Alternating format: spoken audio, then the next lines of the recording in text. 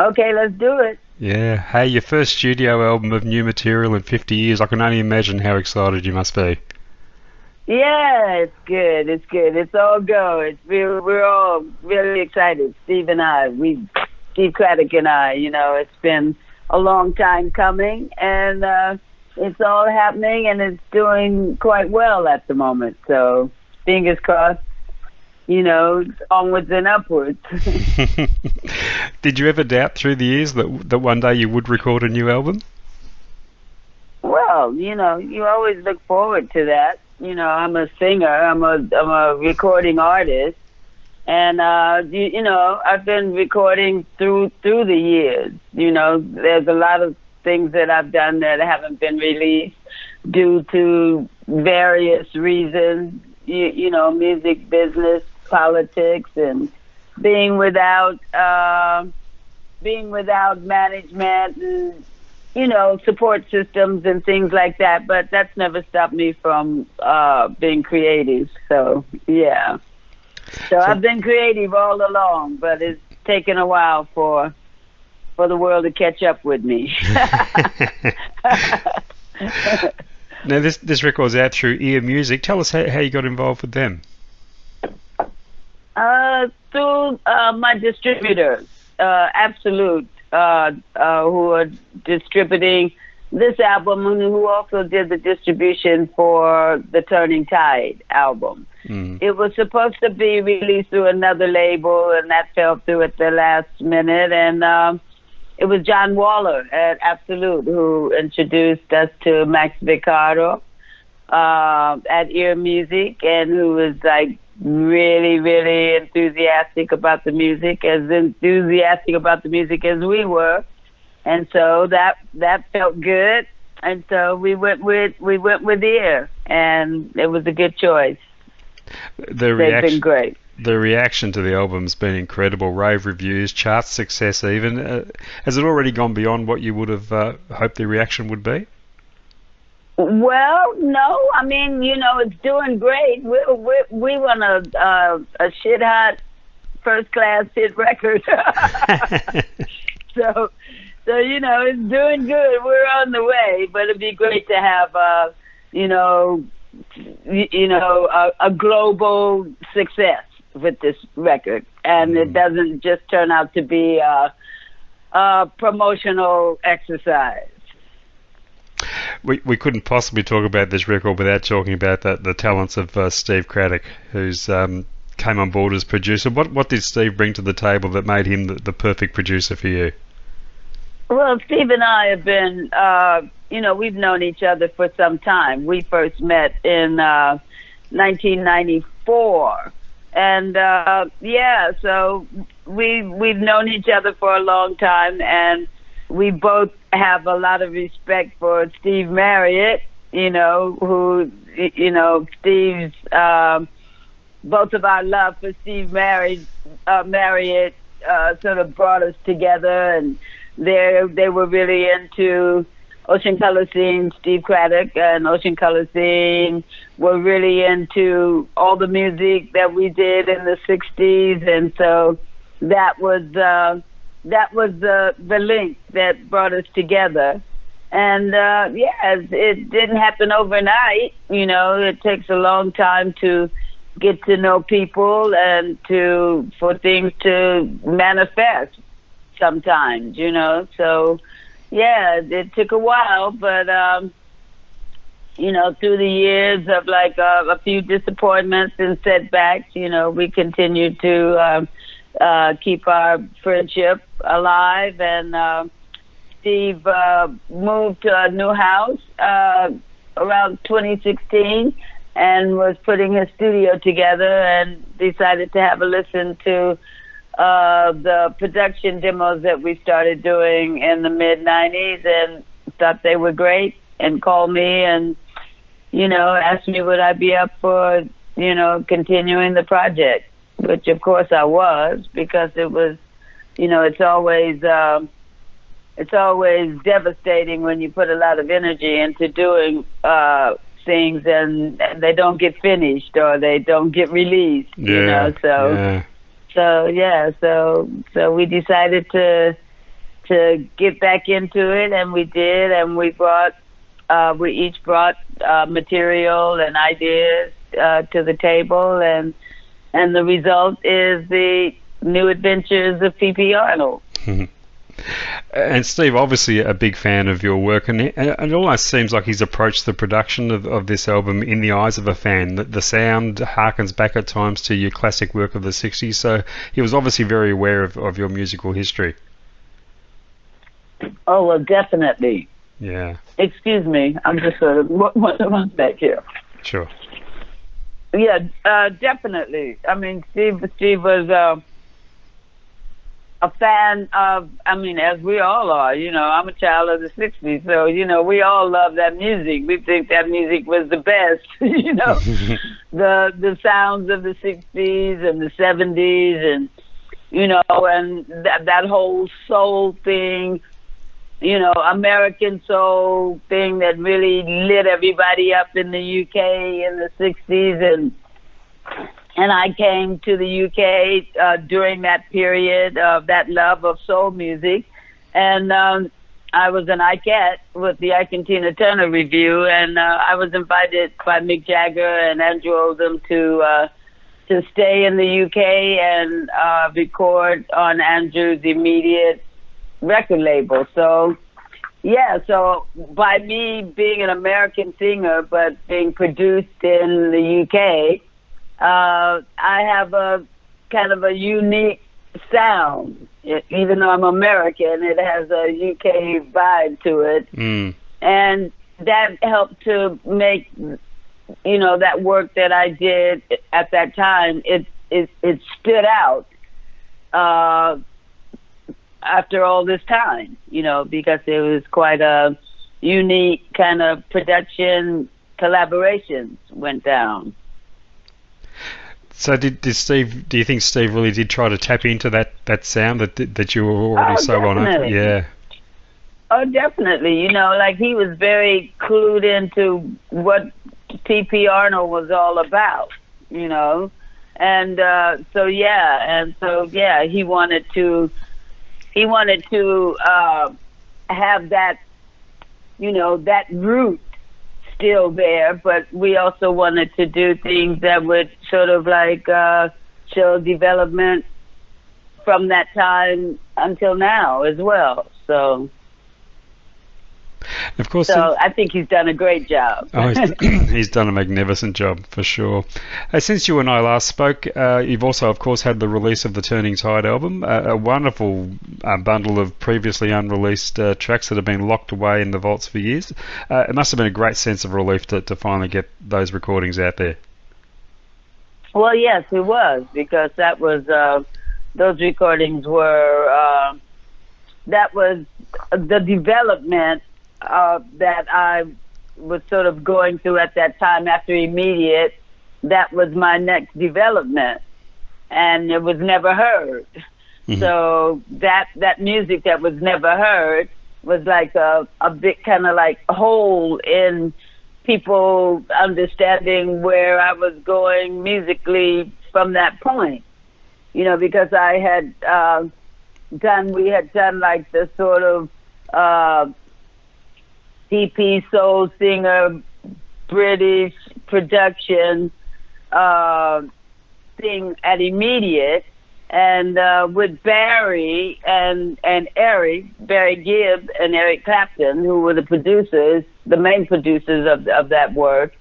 It was a continuation of that. You know, Barry being, you know, writing all those great ballads, and I'm quite known for singing ballads as well, you know, as the Northern Soul stuff, you know, the First Cut and Angel of the Morning, and, you know, a lot of those songs, The Time Has Come, It'll Never Happen Again, all of those songs were like ballads.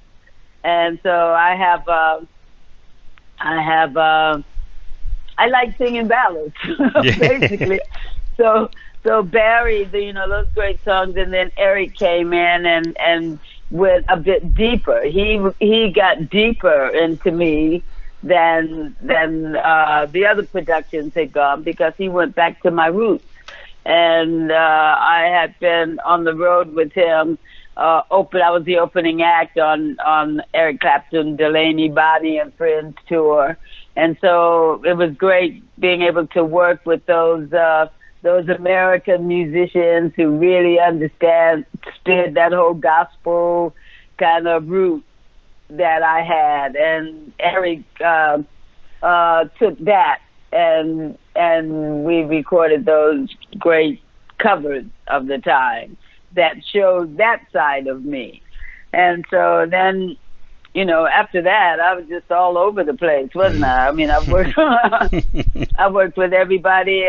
I love singing different genres of music, so I always like challenging myself, and so yeah. And I guess what the Turning Tide also has done, it served as a wonderful lead-in to this new album. It regenerated interest in your work, yeah. It really did. It opened the door. It regenerated that interest in me, and it opened the door. The Turning Tide opened the door to the new adventures, which was kind of the idea, because I had been trying to get those tracks released for some time. And while Steve and I were working on the new adventures, he heard those tracks and, he really liked them and, played them to Paul, and Paul Weller let me have time in Black Barn to mix those tracks. And so with Steve went in, and they mixed the tracks, and so it opened that door for the new adventures. Charles Reese, the engineer at Black Barn, mixed those tracks with Steve. So are there any other lost treasures out there still hidden away in the vaults that you're trying to get? There's a load. I'm not trying to do anything. I have so much material that I've recorded through the years, and so at the moment, where I'm at the moment with everything that's happening now, hopefully I'll have the opportunity to release a lot of other that I think is decent stuff to let people kind of hear different sides of me. And Steve and I are definitely working on ideas to do, new stuff. We definitely don't want to stagnate at all. We want to just keep making music and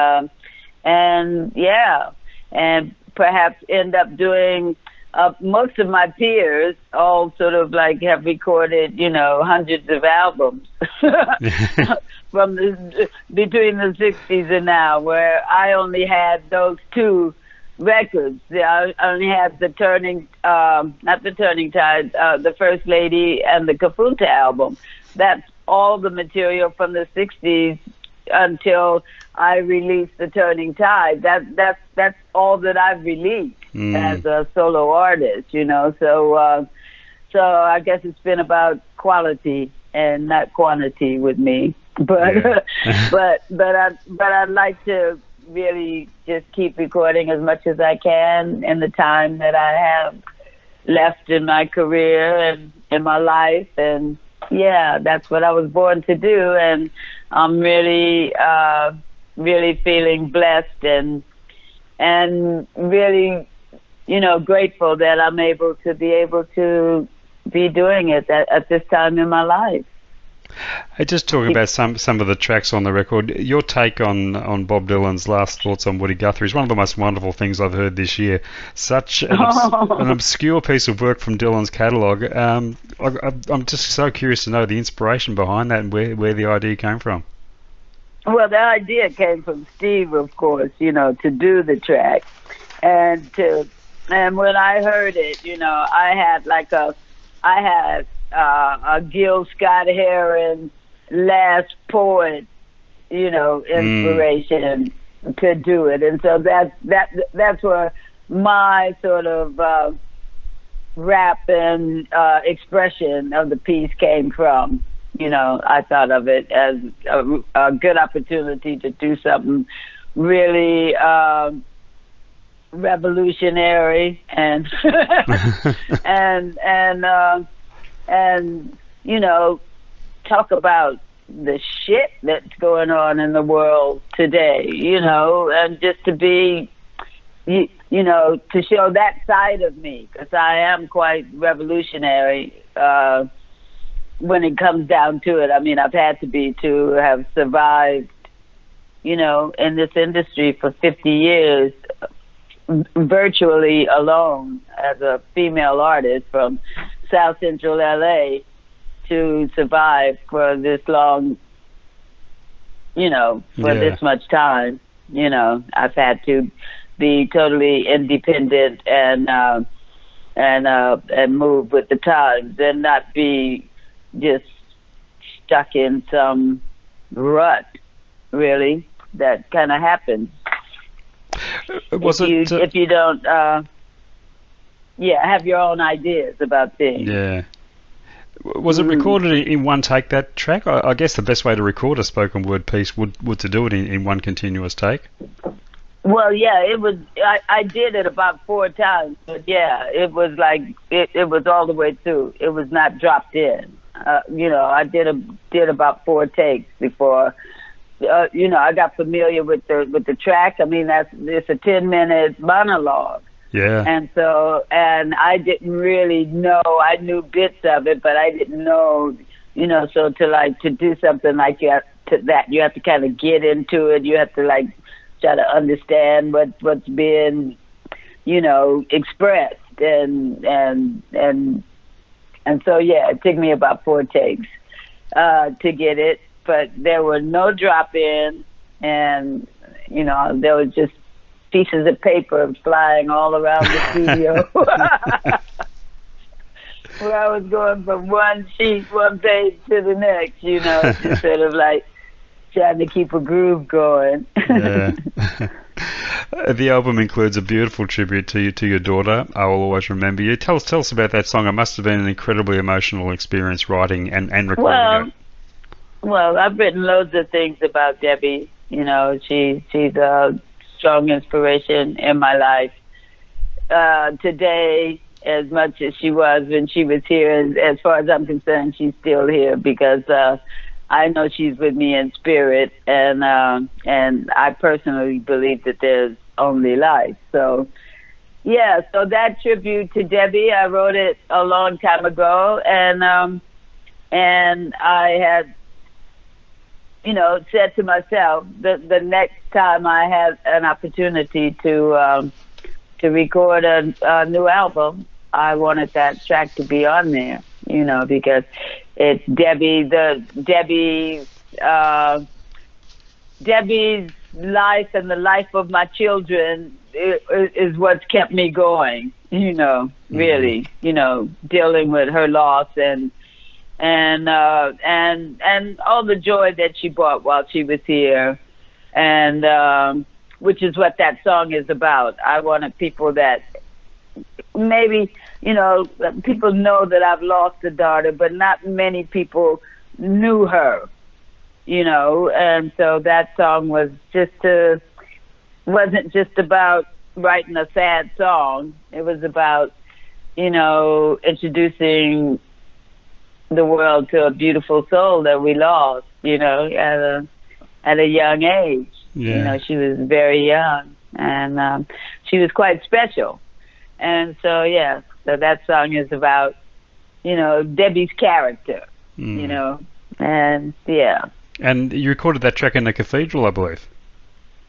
No, the track was recorded in the Cathedral. The organ was recorded at the Cathedral, and the choir was recorded at the Cathedral. Unfortunately, I wasn't in England when Steve got the opportunity to go in there and do that. So we had did the whole album. We did the whole album from my vocal and Steve either playing guitar or piano. So the whole album was put together very organically like that. And so Steve had my voice and the melody and everything, when he went to the church and played it to the choir master, and they sort of built it around that melody. Yeah, yeah. Yeah, which was kind of difficult when it came time to record the vocal, because that organ from Exeter Cathedral was just absolutely amazing, and there were so many layers of it. I found it quite the sort of like bottom layers of it. I had to remove them because to me it was making the track sound sad. Kind of mournful. Yeah, and that's not what you wanted. Yeah. No, that's not what I wanted. But so it was really difficult, like making sure that I got that melody, because it's all about that melody and that expression, and the way I express that's the way I wanted it to be. And yeah, so we got there in the end, and yes, it was quite emotional. And there's a couple of mother and son, songwriting collaborations on there too. That's right, Calvin Kojo, Samuel, my youngest son. Yeah, we went through the hard times together, and both of those songs, "Hold On to Your Dreams" and "I Believe," is all about keeping the faith and being optimistic, when times are really difficult. And it's a sort of like a call for peace on earth as well, I believe, regardless of what it looks like on the outside. We still have to be optimistic. Stay optimistic at all times, and don't let the negative influences that are sort of trying to take us all under, don't let them win. Don't give them that power. Don't give them any more power. They got too much power. That's the problem at the moment, So true. So yeah. So there go. I don't want to get revolutionary here. Some wonderful covers on the record too. Mike Nesmith's "Different Drum" and Sandy Denny's "I'm a Dreamer." What was it about those songs that made them right for you? Well, in this collection? Sandy Denny, "I'm a Dreamer." I sang it on I did a tribute tour for Sandy, the homage to the lady that was done a few years ago with a lot of folk artists, and I had a guy named oh God, where did I go? My brain just went somewhere. Mike Batt called me to no, not Michael Batt, not Mike Batt. Oh God, there is so Steve was really into Sandy Denny, and I told him that I did this tour that he didn't know about, and that I sang "I'm a Dreamer," and so wow, he just go, "Let's cut it," so we did. So that's how the Sandy Denny track got on there. And Different Drum we had done previously in the 90s when we first got together and we were doing things together. It was actually released on Universal, but they didn't really get behind it, and so we just decided to do it ourselves and do it again, and it turned out, I think it's turned out better than the other recording was. So, but that's just my personal opinion. And a couple of songs there from the great Paul Weller as well. Great. "Shoot the Dove" we also recorded in the mid-90s. And then he gave me a picture when I was part of your picture that he's singing on the album right at the end there. So, yeah, great. Paul's been just ace throughout. He's just been so supportive from the Turning Tide until now. And, we're family. Yeah. We're family for sure. The mod father and the mod mother come together, yeah. There's a connection for sure, yeah. Baby Blue was the first single from the record. What was it about that song? It's something of a sad tale, isn't it? Yeah, it is. It's about a young girl who gets pregnant, and and she's in an abusive teen relationship, similar to my own at that time in my life, actually. And her parents make her give the child up for adoption, and so she becomes very depressed and becomes a goth, and she wears black all the time, and she meets someone who is trying to encourage her to, to be a young woman again and wear lovely colors, and and don't be so hard on herself. So that's what Baby Blue is about. Just one last song I wanted to ask you about was, you've revisited your own back catalogue, Though It Hurts Me Badly, that track, which I believe was the first song you ever wrote. Yeah, it was, and that song was, it was just a favorite of both Paul and Steve, and they wanted to do it. And so once again, it's a song that I recorded that never really got the exposure that I felt that it could have had back then. But so we did it again. And so, yeah. And just before I let you go, Pat, any chance we'll see you back here in Australia again? We've got wonderful memories of your shows here last year. Yeah, it was great. It's really great. Yeah, I look forward to it. I'll just have to wait and see how it all comes together. I know the record is definitely released there. Is it not? I believe so. Yeah. Mm-hmm. I didn't get my copy here. I got it directly through Ear Music, but I believe it is available down here as well. Wow. Okay. So we just have to wait and see how it all goes there right now, because my biggest market is the UK, so that's where we're launching everything from, and we're getting lots of interest from everywhere. America and Europe and you and. So we'll see how it goes. Fingers crossed it's going to be a smash global hit. We sure hope so. Hey, Pat, wonderful to catch up with you again. Always a treat to speak to you. I'll let you get off to yoga. Congratulations once again on what I'm already calling it the album of the year. So it's a fantastic piece of work. Oh, thank you, John, and thanks so much for wanting to talk to me again. No, I love to, and we look forward to the next adventures of P.P Arnold, perhaps. Yeah, we do. Well, they're just beginning, so we'll see. I'm just getting in shape here. Fantastic. See if I can feet don't fail me now. Okay, Pat. Off to yoga you go. Thanks very much. All right. Thank you. Take care. Bye-bye.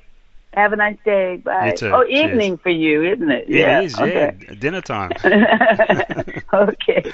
All the Cheers. best. Bye-bye. Bye. And to you. Bye.